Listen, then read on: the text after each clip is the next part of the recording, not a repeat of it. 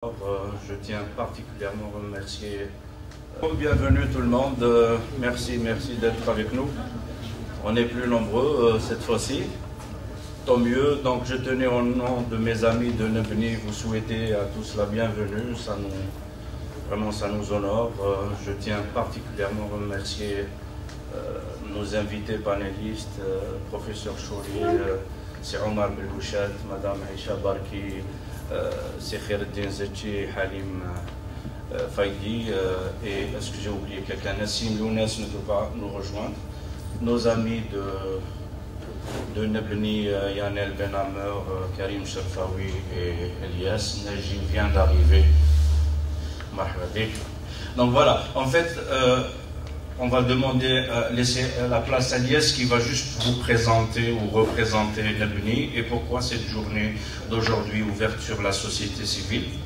Après, on va inviter nos amis panélistes qui vraiment nous font l'honneur de partager cette demi-journée avec nous pour un peu parler de leurs expériences d'abord. Donc il n'y a pas de lien particulier entre nos invités et ce que nous faisons. Certains viennent de prendre connaissance de l'initiative Nebni. Donc ce n'est pas un débat, ce n'est pas une thématique structurée. Notre idée est simple, c'est qu'avant nous et après nous, il y a des gens qui entreprennent dans la société, qui font de très belles choses.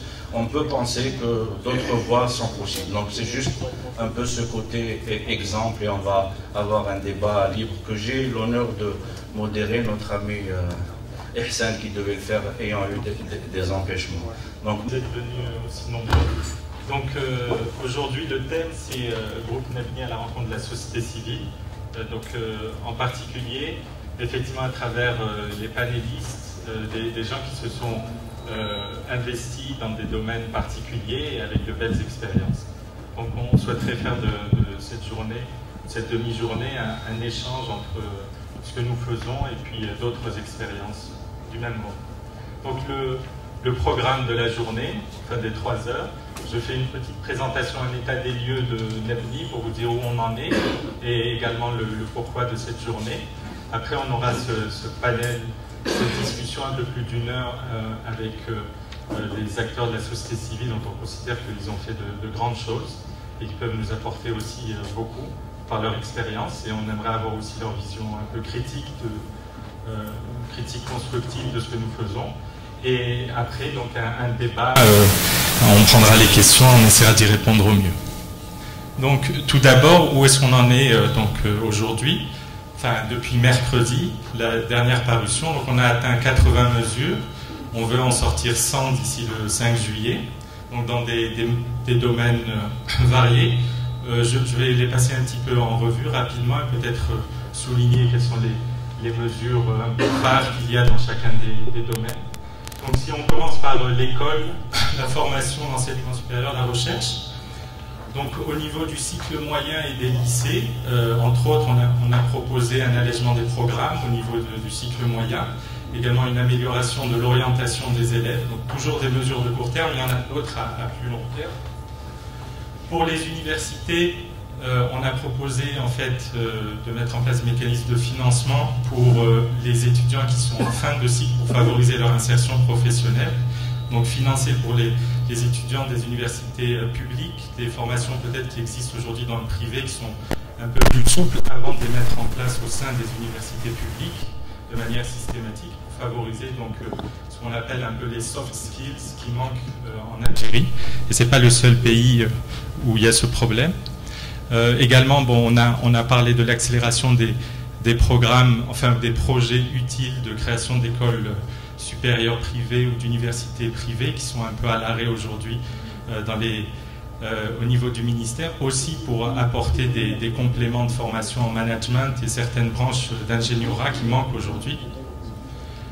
Au niveau de jeunesse et génération future, donc une mesure très importante qui était le fonds 2050 pour les générations futures. Donc ce que l'on propose, c'est de revoir un peu la gestion des recettes pétrolières, d'allouer une partie, pratiquement la moitié des surplus budgétaires et une partie aussi des recettes directement avant que ce soit des surplus budgétaires à un fonds pour les générations qui n'existent pas encore, donc sans utilisation de cet argent jusqu'en 2050, et que ce soit inscrit dans la Constitution pour qu'il y ait le mécanisme de défense, je dirais, de la tentation de puiser dans ce fonds le plus fort.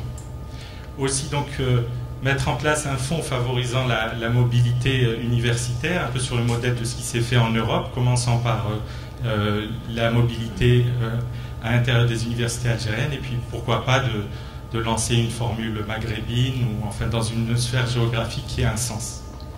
Au niveau de la santé publique, bon là, donc soit l'éducation et la santé publique, c'est deux domaines où les mesures naturelles sont plutôt de long terme, donc désolé si c'est effectivement relativement limité comme angle d'approche.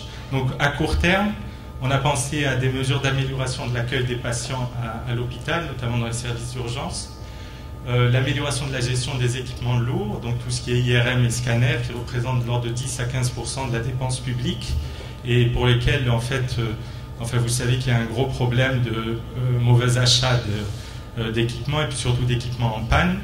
Donc améliorer la gestion en introduisant des mécanismes publics-privés.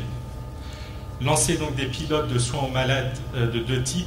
Il y a l'accès au SAMU et puis des soins à domicile, donc dans des wilayas ou des CHU particuliers. Après, en termes de développement social, réduction de la pauvreté, là aussi, en fait, lancer des pilotes. L'idée, c'est que de faire évoluer un petit peu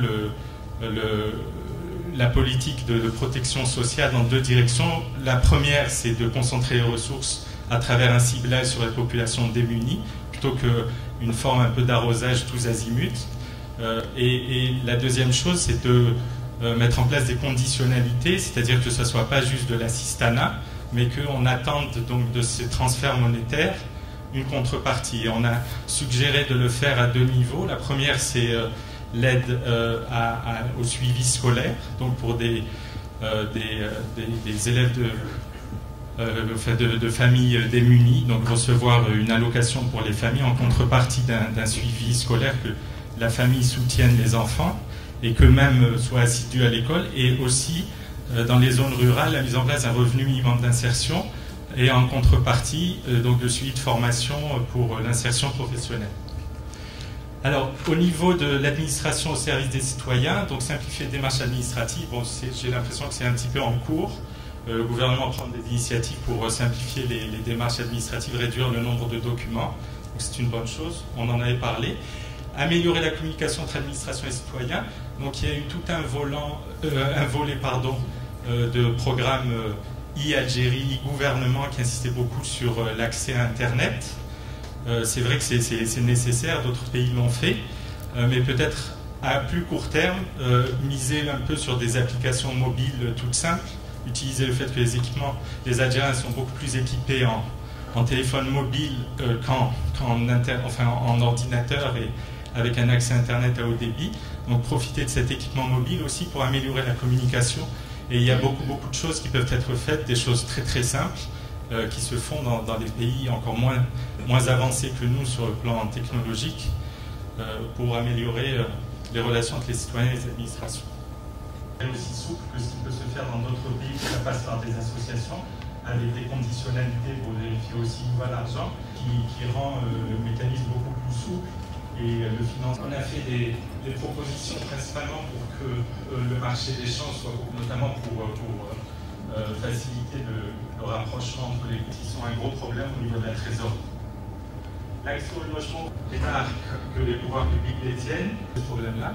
Et on a fait des mesures aussi, on a beaucoup discuté entre nous pour des gisements d'emploi à court terme. On en a identifié en fait 3.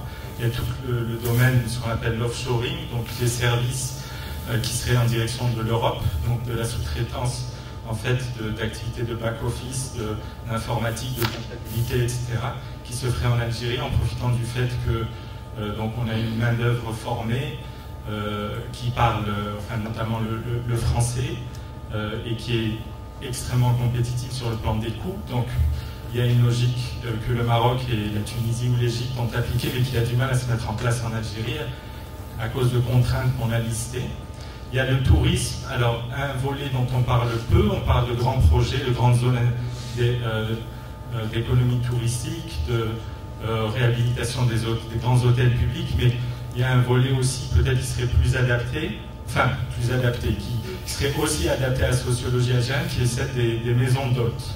Donc essayer de faire en sorte que les gens qui ont des maisons avec un cachet soient un minimum soutenus, un minimum encadrés pour pouvoir transformer ces maisons en petits hôtels, comme ça existe dans beaucoup de pays, et avec un tourisme finalement plus proche aussi des touristes, un meilleur service.